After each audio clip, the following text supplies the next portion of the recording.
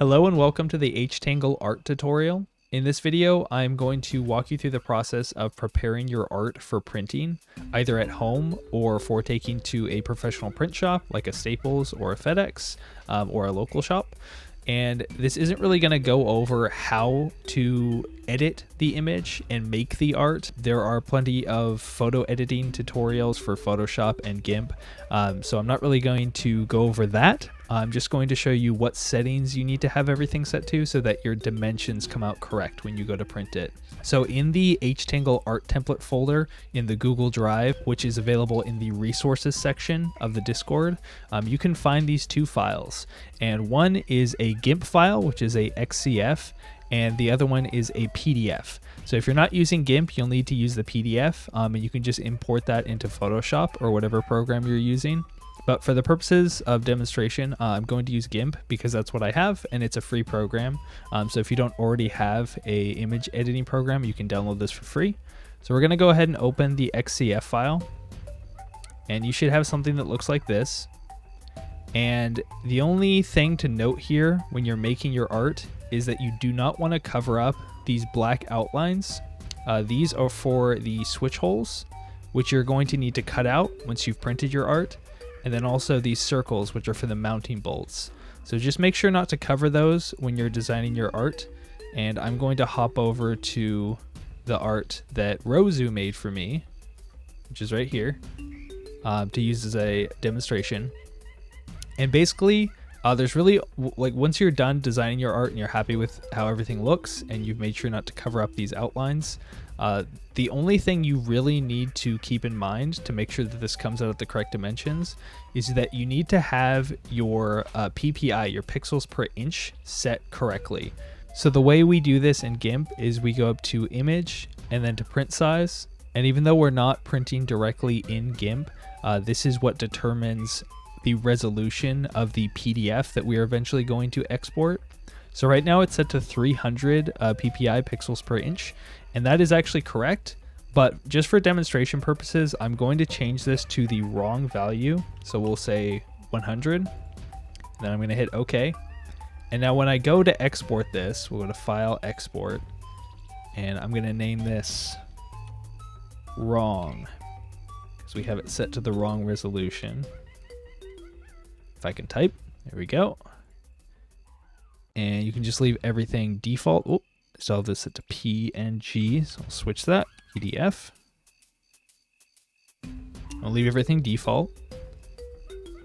And there is a way that you can double check to see if this is set to the correct resolution.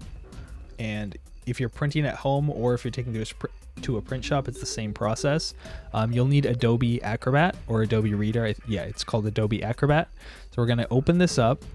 And even though everything looks fine on this screen, when we go up here to File and then to Print, and then it most likely will default to size, but we want to switch over to Poster, you'll notice that it's trying to split this image up into a whole bunch of pieces of paper. I think it's 12 pieces of paper, standard just 8.5 by 11. And if you see a screen like this, that means that you have your pixels per inch set incorrectly in whatever program you're using. So if you see this, do not take this file to a print shop and don't hit print because you're going to end up with this gigantic image. And you can see up here it says 51 by 22 inches, and that's way off. So I'm going to cancel out of this and close. We're going to go back into GIMP. Close out that incorrect one. And we'll go to image and print size again. Make sure that this is set correctly to 300. And you'll also see right here, it lists the width and height. And what you're looking for is 4.72 by 5.75. And this is perfect. You don't have to worry about that third digit. We just care about the 2 decimal points. So those dimensions are perfect. So we're going to hit OK. And now this time, when I go up to File and Export, we'll call this one correct. Now when I open this one and I go up to File and Print and then to Poster, you'll see that it's broken up to 2 8.5 by 11 sheets of paper, which is perfect. This is what we want to see. And whether I put this in landscape or portrait, it doesn't matter. It splits it evenly between 2 pieces of paper. So once you see this image and everything looks good, if you're printing on a printer at home, you can just go ahead and print right now. All the default settings are good. You want this set to 100% and overlap should be 0.005 like it is. So you can just go ahead and hit print. If you're taking this to a print shop, you'll need to take this PDF file and put it on a USB drive. Some places prefer that you email, so you should probably have it uploaded somewhere as well, just to be on the safe side. But that is pretty much it on the software end. I am going to now go over the process of actually cutting the switch holes out and showing you how that goes. So we'll switch over to the camera. So for this process, you really only need two things. The first one being an X-Acto knife. You can probably get away with using a utility knife, but an X-Acto is a lot more precise, so I would definitely recommend it. And then the other thing you'll need is just a piece of cardboard. And this is just so that when you're cutting on whatever surface you're cutting on, you don't just, scratch up your table. And basically what we're going to do is cut on the outer border of each of these black outlines. And as you're cutting these out, definitely take your time. These don't need to be perfectly accurate. Little errors will be hidden by the keycaps. So you don't need surgical precision or anything, but you do want to make it look reasonably good. And you'll see as I'm cutting these that these cutouts are definitely not perfect, but they'll get covered up by the keycaps. So you're all good. And I'm just going to skip through to the end because this is a very long and tedious process.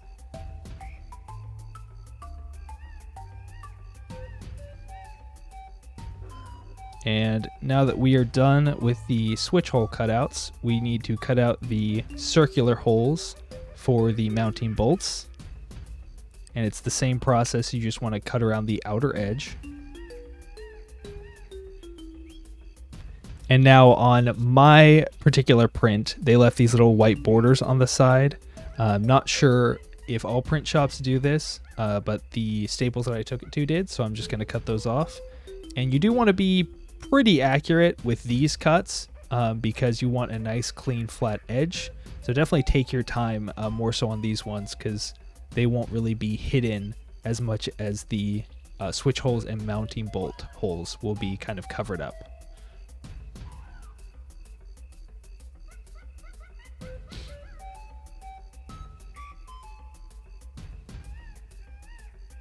Okay, now that we have our print with our switch holes cut out and our mounting bolts cut out, you need to take the keycaps off of your controller. And if you don't know how to get the top panel off, I have a separate video for disassembly, so check that if you're not sure how to remove the top panel. But we're going to remove all these keycaps. We do not need to remove the actual switches, just the caps.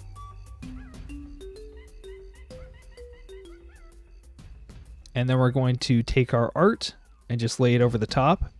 And it should just slot perfectly into place. As long as you had your dimensions correct, then it'll just drop right in. And don't worry if it's kind of bending upwards or downwards or if it's curling up on the edges, because when you put the acrylic back on top, it will flatten everything out.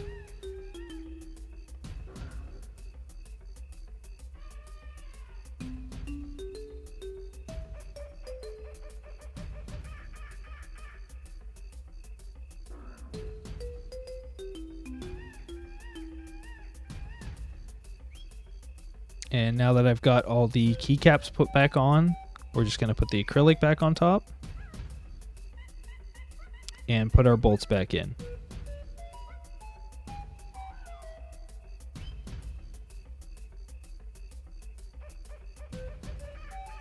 Now, I had this particular art printed at a print shop, but if you print yours on a home printer, it should look something like this. And all you'll need to do is just cut the white border from around each sheet and then get them lined up perfectly. And just put a couple pieces of tape on the back side. And then once you've got those lined up and taped in place, you'll just need to do the same process of cutting out your switch holes and you'll be good to go.